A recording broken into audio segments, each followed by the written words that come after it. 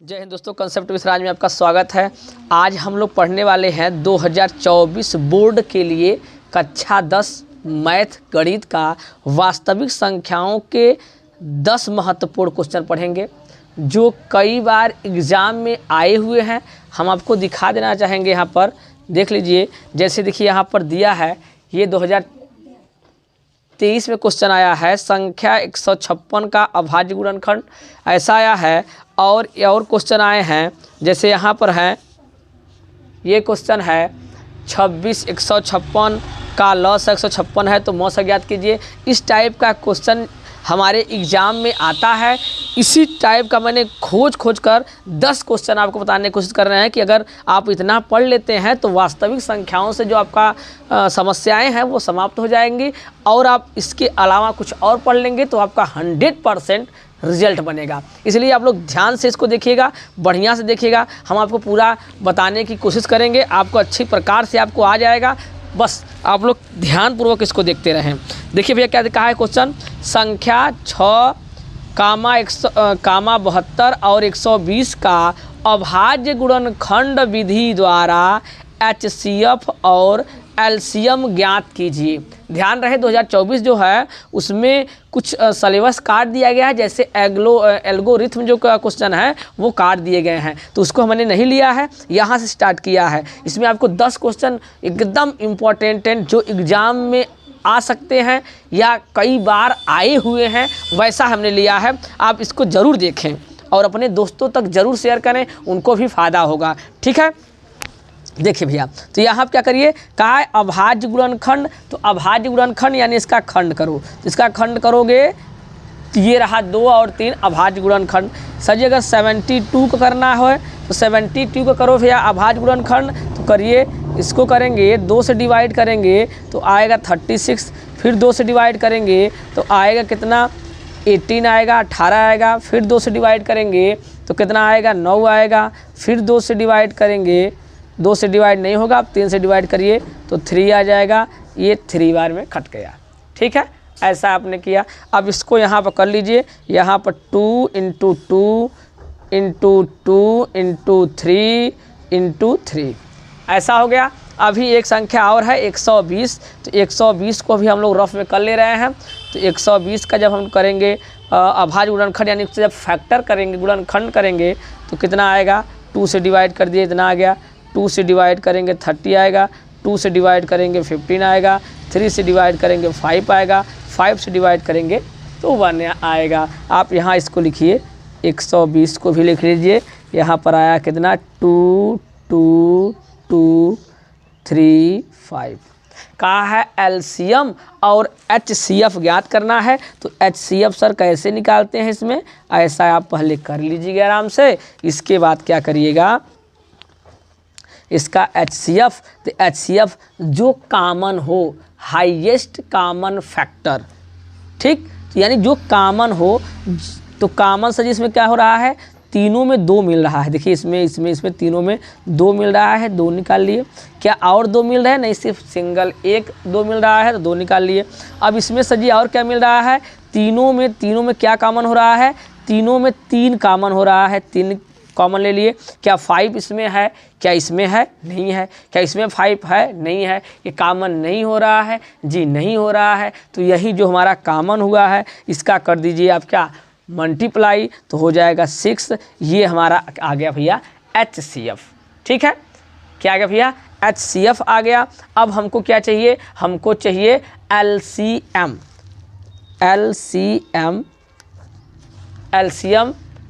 कहा है, तो LCM कैसे निकलेगा, जो कॉमन हो वो भी और जो न कॉमन हो वो भी। यहाँ पर सर जी देखिए, तो दोनों में 2 जो है वो 3 बार रिपीट हो रहा है। इसमें तो 1 बार ही है, लेकिन ज़्यादा कहाँ हो रहा है, ये वाला यानी ये वाला हो रहा है। तो 2 को 3 बार आप निकाल लीजिए।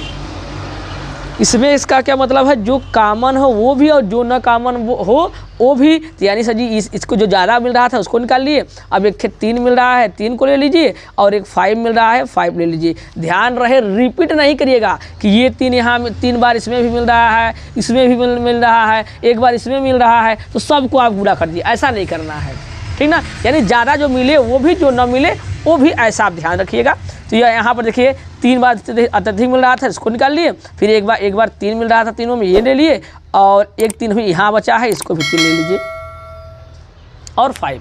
ठीक, इन सब का कर दीजिए मल्टीप्लाई, जो आए वो आपका क्या हो जाएगा, आंसर हो जाएगा। तो कर दिए 3 2 4 8 हो जाएगा, 3 त्रिका 9 हो जाएगा, ये 5 हो गया, तो हो जाएगा, गुणा करेंगे आप तो गुणा करने कितना आएगा पूरा, 9 पर 45, 45 अड्ढे यानी 360, 360 इसका क्या आ गया आंसर। यानी सर जी ये हमारा एलसीएम है और ये हमारा एचसीएफ है। ऐसा क्वेश्चन अगर ऑब्जेक्टिव में आएगा तो इसे फैक्टर पूछेगा, अगर सब्जेक्टिव के रूप में आएगा तो 2 नंबर का 1 नंबर का क्वेश्चन ही आ सकता है। 2 नंबर का आएगा अगर सब्जेक्टिव में आएगा तो ऐसा लगभग 2 नंबर आपको देखा जाएगा। ठीक है, अगला क्वेश्चन देखिए दूसरा क्वेश्चन देखिए भैया। दूसरा क्वेश्चन क्या कर रहा है, व्याख्या कीजिए क्यों 17 × 5 × 11 × 3 × 2 + 2 × 11 एक भाज्य संख्या है। क्या भैया, एक भाज्य संख्या है, कैसे है आप उसको बताइए। तो क्या करिए, यहाँ पर हम लिखते हैं 17 × 5 × 11 × 3 × 2 + 2 × 11 ऐसा दिया है, कहा है यह भाज्य है, इसको प्रूव करिए यानी दिखाइए कैसे है। तो सर ये दोनों में 11 दिखाई दे रहा है क्या आपको, क्या 11 आप ले सकते हैं बाहर, आराम से ले सकते हैं। तो ये हो जाएगा 17 पूरे 85, 85 छक्का 510 और ये बचा 2, हो गया भैया। अब यहाँ करेंगे तो हो जाएगा 11 और ये जोड़ देंगे तो ये 512, 512 भी खंड हो रहा है। यहाँ 11 इसका 2 खंड ऑलरेडी आ चुका है, तो आप लिखेंगे क्योंकि ये 2 से अधिक गुणनखंड बन रहे हैं इसलिए क्या है, भाज्य हैं। यहाँ लिखेंगे अतः यह 2 से अधिक गुणनखंड प्राप्त होते हैं, गुणनखंड प्राप्त होते हैं, अतः होते हैं, यह एक भाज्य संख्या है। समझ में आपका मैंने क्या कहा, अतः यह 2 से अधिक गुणनखंड बन रहे हैं। जो संख्या आपको ये दिखाई दे रहा है ये 2 से अधिक, ये 11 है और ये है, इसको भी खंड कर सकते हैं। तो सजीव ये अगर पूरा समझो को गुणा हो जाए तो ये 11 से भी डिवाइड हो सकता है, अभी 2 से डिवाइड हो सकता है, तो पक्का सजीव भाज्य संख्या है, इसलिए 2 से अधिक गुणनखंड बन रहे हैं, इसलिए क्या है ये भाज्य संख्या है। फिर समझ लीजिए कोई समस्या भैया आपको दिख रहा है तो ऐसा नंबर है, तो आप क्या करिए 11 दोनों में मिल रहा है, कॉमन ले लीजिए, फिर इसका हमने कर दिया गुणा और इसको देखा कि 2 से अधिक खंड प्राप्त हो रहे हैं। क्या हो रहे हैं, 2 से अधिक खंड प्राप्त हो रहे हैं, अतः यह क्या है, एक भाज्य संख्या है। क्या है भैया, भाज्य संख्या है। चलिए देखिए इसको कैसे करेंगे, ध्यान देखिए क्वेश्चन क्या कर रहा है, 65 और 117 के HCF को 65m-117 के रूप में दर्शाया गया है। यम का मान ज्ञात कीजिए, साथ ही अभाज्य गुणनखंड विधि के प्रयोग से 65 और 117 का एलसीएम ज्ञात कीजिए। इसका एलसीएम भी ज्ञात करना है, तो हम लोग कैसे करेंगे ध्यान देखिए भैया। तो यहाँ क्या करेंगे, हम लोग पहले इसका करेंगे खंड, तो हो जाएगा 5 और 13, 13 पूरे 65। ठीक, ये करते हैं 117 का खंड, तो क्या होता है 13 9 117 यानी 3 × 3 इंटू, अरे यार सॉरी 13 है। ठीक भैया ऐसा है, ये गड़बड़ हो गया, 3 × 3 × 13 ये हमने कर लिया इसका अभाज्य गुणनखंड। कहा है इसका 65 और 117 के HCF को 165 M-17 के रूप में दर्शाया गया है। मतलब यह कैसा, यानी 65 -117 और इन दोनों का HCF क्या होगा, तो ये 13 मिल रहा है ना, तो इसका HCF 13 होगा भाई। अब इसको थोड़ा सा हल कर लीजिए, उसको उस साइड ले जाइए, उधर ले जाएंगे तो प्लस हो जाएगा। 13 + 117 जोड़ लीजिए भैया, कितना हो जाएगा 10 और ये 3 और 130 65 M 65 से काट दीजिए तो 65 दूना 130, ये आ गया हमारा यब का वैल्यू आ गया। अब इसका कहा है, इसका एलसीएम भी ज्ञात कीजिए। तो एलसीएम क्या होता है, एलसीएम अभाज्य गुणनखंड का जो गुणा हो, जो मिले वो भी और जो न मिले वो भी, यानी 3 × 3 × 5 × 13 सब कर लीजिए गुणा, जो आए हमारा आंसर तो हो जाएगा 13 पूरे 65 में करिए 9 गुणा 9 पूरे 45 4 9 9 6 54 और 54 4 58 आ गया कितना 585। ठीक है, ये क्वेश्चन रहा, बढ़िया क्वेश्चन है, थोड़ा सा ध्यान दीजिएगा, ठीक है ना। देखिए इस क्वेश्चन को देखिए, लगभग हर साल आया हुआ है एग्जाम में। तो इसको आप देखिए कि ये सिद्ध करने को बोलता है, दिखाने को बोलता है, दिखाइए या सिद्ध कीजिए। ठीक है, सिद्ध कीजिए यानी दिखाइए कि करड़ी में 3 एक अपरिमेय संख्या है, सिद्ध करना है। कहीं लिखा रहता है दिखाइए, कभी लिखा रहता है सिद्ध कीजिए। अच्छा, यहाँ जब आपको देगा तो आप ध्यान रखिए, खाली हम √3 की बात नहीं कर रहे हैं यहाँ पर। ये √3 हो जाए, चाहे √5 हो जाए, √2 हो जाए, √7 हो जाए, ऐसा अगर कोई भी क्वेश्चन आ रहा है तो जिस मेथड से हम यहाँ बता रहे हैं इसी मेथड से आप कर दीजिएगा, 100% आपको मार्क्स मिलेगा। ठीक है ना। अब एक क्वेश्चन हम बता दे रहे हैं, लगभग ये 3-4 टाइप क्वेश्चन इसमें से आते हैं। अब मैं चाहता हूँ कि आपको तीनों चारों टाइप आपको दिखा दिया जाए, ठीक है ना, जिससे भाई टाइम थोड़ा लगेगा, इसलिए मैं टाइम को बचाने के लिए थोड़ा सा इसमें कुछ उपाय किया है कि थोड़ा जल्दी हो जाएगा। थोड़ा सा पहले से सॉल्व किया है, कुछ पॉइंट लिख दिया है कि सिर्फ समझाना रहे, जिससे मैं आपको जल्दी जल्दी लगभग सब क्वेश्चन बता पाऊँ। देखिए, क्योंकि टाइम आप समझ रहे हैं टाइम बहुत कम है, अब टाइम कम है, आपका रिवीजन बहुत ज़्यादा है, इसलिए टाइम थोड़ा बचाना पड़ेगा। तो यहाँ आप क्या करिए, देखिए कैसे करेंगे इसको। पहले आप इसको मान लीजिए, किसको, √3 है, इसको आप मान लीजिए कि ये क्या है, एक परिमेय संख्या है। लिखने का तरीका भी दिखाएंगे, बढ़िया व्यवस्था से, कोई टेंशन नहीं है। P/Q के रूप में मान लीजिए, ये क्या है, P/Q परिमेय संख्या होता है, आप जानते हैं। और कैसा यहाँ क्या माने हैं, यहाँ ब्रैकेट में लिखिए कि सर ये क्या है, एक पूर्ण संख्या है। कैसा पूर्ण संख्या है, ये देखिए हमने यहाँ पर लिख दिया, क्या लिख दिया कि माना करड़ी में 3 एक परिमेय संख्या है। ठीक है, और यहाँ पर इतना या जो लिख दिया कि दोनों परिमेय संख्या है, तो यानी दोनों बराबर हो सकते हैं। तो मैंने दोनों को क्या कर लिया, बराबर कर लिया। यहाँ लिखा है जहाँ P तथा Q अभाज्य पूर्णांक हैं। अभाज्य पूर्णांक बोले भैया, तो इसका मतलब कैसा, जैसे मान लो 3/5 है, ये अभाज्य पूर्णांक है, ऐसा रहेगा तो ये अभाज्य पूर्णांक नहीं है, ये तो भाज्य पूर्णांक है। ये तो कट रहा है ना भैया, 2 से कट रहा है, इसलिए हमें कैसा माना है, एक अभाज्य पूर्णांक माना है। क्या माना है भैया, एक अभाज्य पूर्णांक माना है। अगर सर जी अभाज्य पूर्णांक माना है और भाज्य पूर्णांक आ जाएगा तो हम बोल देंगे कि विरोधाभास कर रहा है भाई, इसलिए क्या है, ये परिमेय संख्या नहीं है बल्कि अपरिमेय संख्या है। चलिए आगे देखते हैं। आगे आप इसी प्रकार से आप लिखिएगा, लिखने में दिक्कत नहीं करिएगा। हाँ, ये क्वेश्चन 1 2 3 बार 4 बार प्रैक्टिस कर लीजिएगा, क्योंकि आपको वहाँ जाएँ तो आपको कोई प्रॉब्लम ना हो, फट से आप कर लें। यहाँ पर देखिए, जहाँ Q ≠ 0, यानी Q का मान कभी भी 0 नहीं आ सकता। क्या नहीं आ सकता भैया, 0 नहीं आ सकता।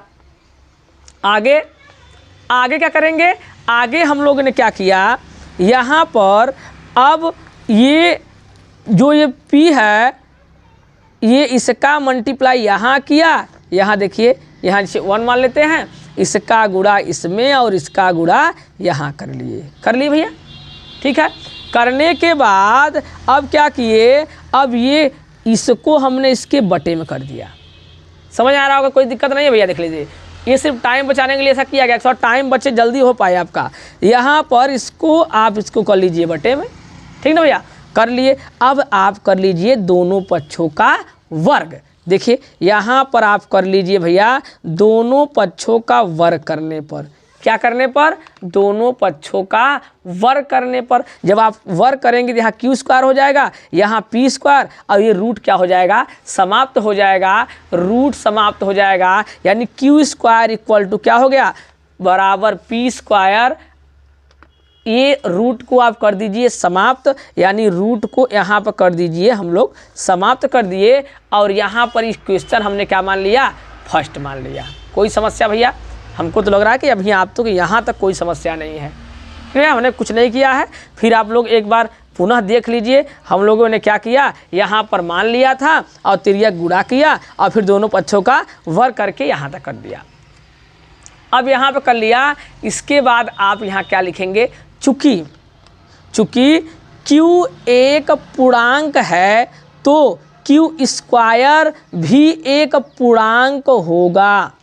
मैंने एक मेथड आपको बताया है कि अगर कोई भी संख्या है, अगर वो उसका ये अगर ये कोई ये Q एक पूर्णांक है, अगर ये Q पूर्णांक है, अगर इसका आप स्क्वायर करेंगे तब पर भी एक पूर्णांक ही आएगा। मतलब जैसे मान लो ये 3 है, एक पूर्णांक है, इसका स्क्वायर करोगे जो 9 आएगा वो भी क्या है, एक पूर्णांक होगा।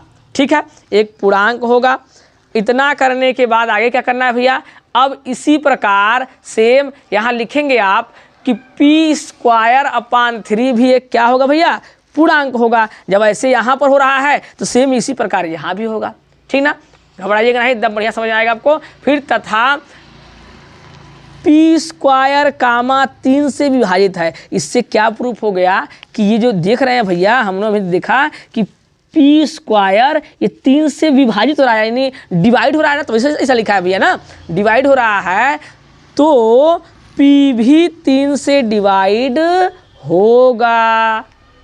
बात समझ में नहीं आ रही है कि यानी जब p स्क्वायर डिवाइड हो रहा है तो p भी 3 से क्या होगा, डिवाइड होगा। मतलब समझिए, देखिए मतलब समझिए यहाँ पर, जैसे अगर ये 3 है और 3 से ये डिवाइड हो रहा है, इसका अगर स्क्वायर किए हैं तब पर भी 3 से स्क्वायर का डिवाइड हो रहा है। हाँ देखो ये हो नहीं रहा है, 3 त्रिका 9, यानी सजी ये कट रहा है, इसे कट रहा है। इसी प्रकार यहाँ भी बोल रहा है अगर p स्क्वायर 3 से डिवाइड हो रहा है तो पक्का पक्का p भी क्या होगा, 3 से विभाजित होगा। इसी प्रकार q भी 3 से विभाजित होगा। यह हमारी संकल्पना के विरोधाभास है, विरोधाभास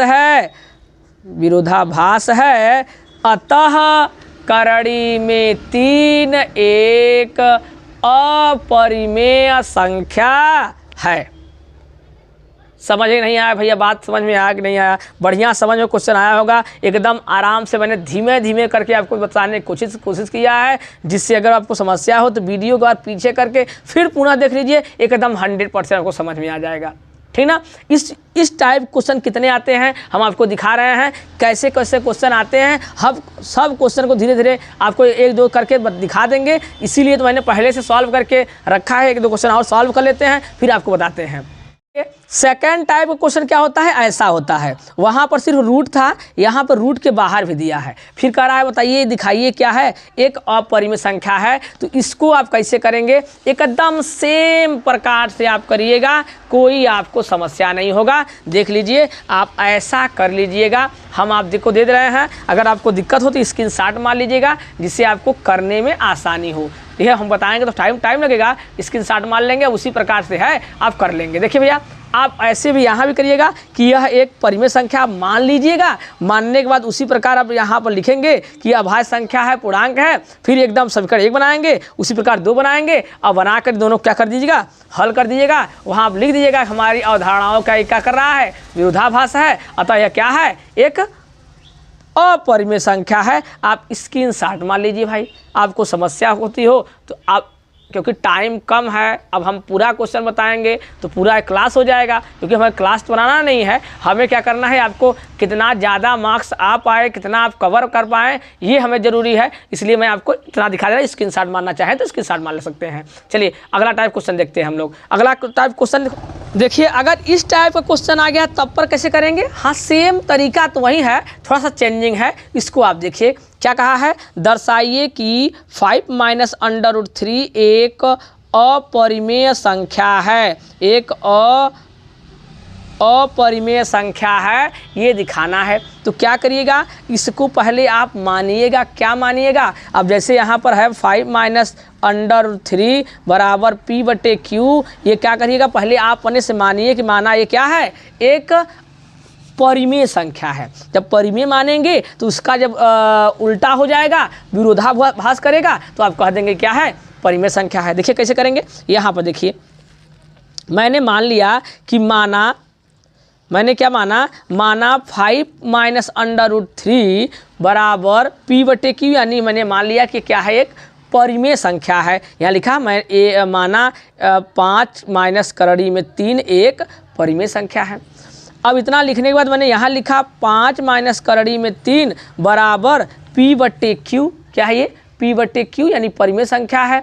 तो यहाँ पे जहाँ p तथा q अभाज्य पूर्णांक है, कैसा है भैया, ये अभाज्य पूर्णांक है। अभी यही पिछला बताए हैं क्वेश्चन, फिर भी सुनिए ध्यान से, अगर मान लो वहाँ पर कुछ कमी रह गई होगी तो इस वाले प्रश्न से आपका पूरा 100% कमी दूर हो जाएगी। तो ये क्या है, एक अभाज्य पूर्णांक है, यानी किसी से भाज्य नहीं हो रहा है ऐसा पूर्णांक है, जैसे मैंने बताया था अभी जस्ट पीछे, ठीक ना। और जहाँ q नॉट इक्वल टू 0, यानी q का मान किसी भी कंडीशन में 0 नहीं हो सकता, ऐसा कहा है। ठीक, फिर क्या किया हम लोगों ने उसको ऐसे ही, अब क्या किया, ये 5 को इस साइड ले आए, 5 को उस साइड ले आए, तो ये हमारा इतना हो गया। अब क्या करिए भैया, यहाँ पर मैंने क्या किया, माइनस का यहाँ कर लिया, कॉमन ले लिया। जब माइनस कॉमन लिया तो ये सर माइनस कॉमन ले लिया तो ये प्लस हो गया, और माइनस से माइनस क्या कर दिए, कैंसिल आउट कर दिए। फिर इसी को हमने यहाँ पर उतार कर समीकरण मान लिया 1, यहाँ पे क्या मान लिया, समीकरण 1 मान लिया। यानी यहाँ पर दिखा रहा है कि ये दोनों बराबर हैं, दोनों क्या हैं, बराबर है, ऐसा यहाँ बन गया कंडीशन। ठीक, आगे देखिए, p व q पूर्णांक है, फिर आगे आप क्या लिखेंगे, p व q पूर्णांक है।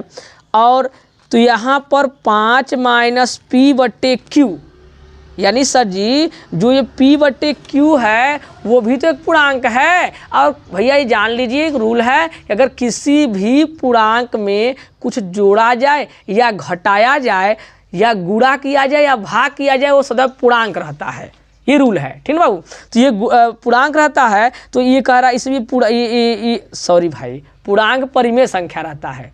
थोड़ा ध्यान दीजिएगा, किसी भी पूर्णांक को या तो कुछ जोड़ा जाए या घटाया जाए तो सदैव क्या रहता है, वो परिमेय संख्या रहता है, ठीक ना। तो परिमेय संख्या रहता है, तो ये परिमेय संख्या में से हम यहाँ ये घटाए हैं तो ये क्या रहेगा, सदैव परिमेय संख्या रहेगा। परिमेय संख्या रहेगा, अगर ऐसा है कि ये परिमेय संख्या रहेगा, तो जब परिमेय संख्या है और यहाँ पर, अतः आप लिखेंगे इसको थोड़ा सा गुणा कर लिए, इसका गुणा यहाँ, इसका गुणा यहाँ, नीचे गुणा नीचे कर लिए, तो यहाँ ऐसा हो गया, यह एक परिमेय संख्या है। मैंने बताया किसी अगर परिमेय संख्या में कुछ जोड़िए घटाइए तो वो सदी क्या रहता है, परिमेय संख्या ही रहता है। तो यहाँ ये परिमेय संख्या है, लेकिन यहाँ पर समीकरण 1 में जो हमारा आया है, समीकरण 1 से हम अगर देखें तो समीकरण 1 में यानी ये परिमेय हो गया, और ये तो क्या है, √3 तो हम जान रहे हैं, अभी हमने सिद्ध किया है कि यह एक अपरिमेय संख्या है। क्या दोनों बराबर हैं, लेकिन यहाँ दोनों बराबर दिखाई दे रहे हैं, यानी हमारे संकल्पना के अनुसार, हमारे मानने के अनुसार ये तो गलत हो रहा है भाई। तो यानी यहाँ क्या करेंगे, आप लिखेंगे ये सर जी इसके जो कि ये इसको ब्रैकेट में लिखिए इसे, जो कि यह अपरिमेय संख्या है, ये तो अपरिमेय संख्या है, अभी हमने सिद्ध किया है। ये अपरिमेय संख्या और परिमेय संख्या कभी इक्वल हो सकते हैं? ऐसा नहीं हो सकता। तो यहाँ आप लिखेंगे जो कि हमारी कल्पना के विरोधाभास है, अतः 5 माइनस करड़ी में 3 एक अपरिमेय संख्या है। मैंने जो बताने की कोशिश किया आपको बढ़िया समझ में आया होगा। अगर नहीं समझ में आया तो आप पीछे जाइए और इसको आराम से देखिए। देखिए ये क्वेश्चन देखिए भैया, कहा है कौन सह अभाज्य संख्याओं का युग्म है। मैंने ऑब्जेक्टिव और सब्जेक्टिव जो इम्पोर्टेंट दिखे हैं मुझे, मैंने सब लिए हैं, ठीक है भैया। तो यहाँ पर देखिए कौन सह अभाज्य संख्याओं का युग्म है। सह अभाज्य का मतलब क्या होता है? सह अभाज्य का मतलब होता है जिन दो संख्याओं का HCF 1 आ जाए। कहा जाए भैया 1 आ जाए, उससे हम लोग कहते हैं सह अभाज्य संख्या। तो सर जी इन दोनों का जो HCF है मौसा किसका 1 आ रहा है, तो अगर इसको हम करें तो इसका 5 × 15 यानी सर जी ये 5 आएगा, इसका 31 HCF आएगा, इसका 7 HCF आएगा, इसका HCF करेंगे तो 1 आएगा। ऑप्शन नंबर ए क्या है? करेक्ट है। मैं वो कह रहा है 144 के अभाज्य गुणनखंड में अभाज्य गुणनखंड की घातों का योग कितना है? घातों का योग पूछा है। पहले आप इसको खंड तो करिए, 144 से खंड करिए तो कितना हो जाएगा 72, फिर करेंगे तो 36, फिर डिवाइड करेंगे 18, फिर डिवाइड करेंगे 9, फिर करेंगे 3, फिर 3, पूरा कैंसिल आउट है, ख़त्म हो गया। ठीक, अब ऐसा हो गया। अब घातों का योग कहा है, यानी 1 2 3 4, 2 के पावर 4 और 3 के पावर 2, इन दोनों के घातों को ऐड करिए तो हो जाएगा 4 + 2 यानी 6 आएगा। ऑप्शन जो दिखते हैं 6 कौन सा है? ऑप्शन नंबर बी क्या है आपका? करेक्ट है। ठीक है भैया, तो ये रहा ऑब्जेक्टिव क्वेश्चन। फिर आते हैं, देखिए ये एक इस टाइप क्वेश्चन आता है, क्या बोलता है कि बिना लंबी विभाजन प्रक्रिया किए दिखाइए कि परिमेय संख्या 15/1600 शांत दशमलव है या अशांत आवर्तीय दशमलव है। शांत है कि अशांत है, ये आप डिवाइड मत करिए, यानी डिवाइड करिए लेकिन लंबी विभाजन प्रक्रिया नहीं करिए कि ऐसे आप यहाँ वहाँ पर बैठ कर नहीं करेंगे। ठीक है ना भैया? तो कैसे करेंगे? अगर आप जो इसका ये परिमेय संख्या P/Q के रूप में होता है, जो Q वाला पार्ट है जो हर है उसको आप करिए फैक्टर यानी गुणनखंड करिए। अगर 2 के पावर n और 5 के पावर m के रूप में आ जाए तब तो आप कहिए क्या है, ये शांत आवर्ती फलन आवर्ती दशमलव है यानी शांत दशमलव है। अगर ऐसा नहीं आ रहा है तो अशांत दशमलव है। तो यानी सर जी इसका करेंगे क्या? इसका करेंगे गुणनखंड, और गुणनखंड करके हम लोग पाए कितना कि ये 2 के पावर 6 हो रहा है और 5 के पावर 2 हो रहा है, यानी 2 के पावर n और 5 के पावर m के रूप में है। अतः यह क्या है? अतः परिमेय संख्या P/Q में Q का अभाज्य गुणनखंड 2 के पावर n इंटू 5 के पावर m के रूप में है। अतः यह क्या है? दशमलव प्रसार शांत है, शांत दशमलव है। बात समझ में आया होगा आपको भाई। एकदम हम लोग धीमा धीमा गति से बताने का प्रयास किया है, आपको एकदम 100% मुझे फील हो रहा है कि आपको समझ में आया होगा। कोई भी ऐसा है तो आप क्या करिए, इसको बस इसका करिए फैक्टर और ऐसा बना लीजिए, और अगर इस रूप में आ रहा है तो शांत है और ऐसा नहीं आ रहा है तो शांत नहीं है।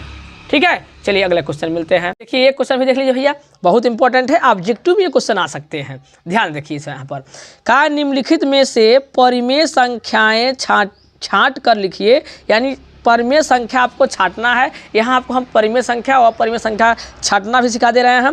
देखिए यहाँ पर अपरिमेय जो रूट में कोई भी अभाज्य संख्या आए, जैसे सर जी √2, √3, √5, √7 ऐसा अगर आ रहा है तो ये सब क्या है सर जी, अपरिमेय संख्या है। इसमें हमें सिर्फ परिमेय संख्या छांटना है। पहला पॉइंट यानी ये अपरिमेय संख्या है।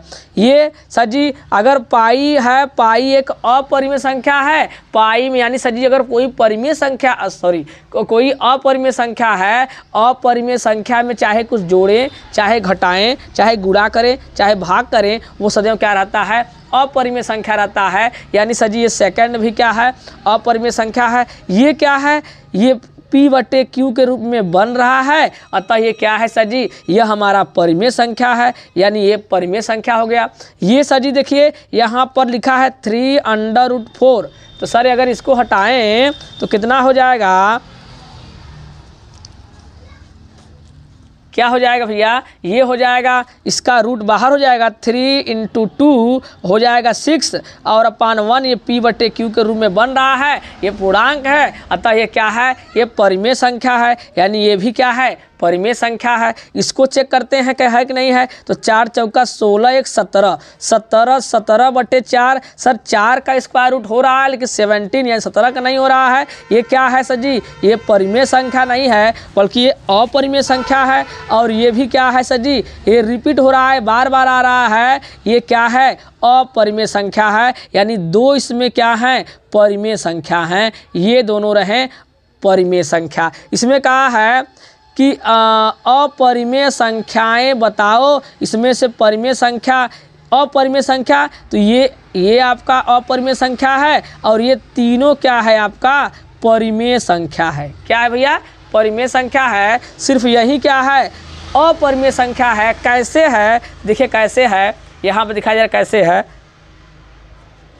यहाँ बता दे रहे हैं। तो ये पॉइंट में दिया है 4 दिया है, पॉइंट हटाओगे तो हो जाएगा 10, और ये 2 का तो स्क्वायर रूट हो रहा है, लेकिन √10 का नहीं हो रहा है, इसलिए क्या है, अपरिमेय संख्या है। ठीक है भैया, इतना अब हमने आपको बता दिया है। यहाँ पर उसी प्रकार है कि ये देखिए, ये हमारा क्या है, ये हमारा √1 है, ये परिमेय संख्या है, और ये सब क्या है, अपरिमेय संख्या है।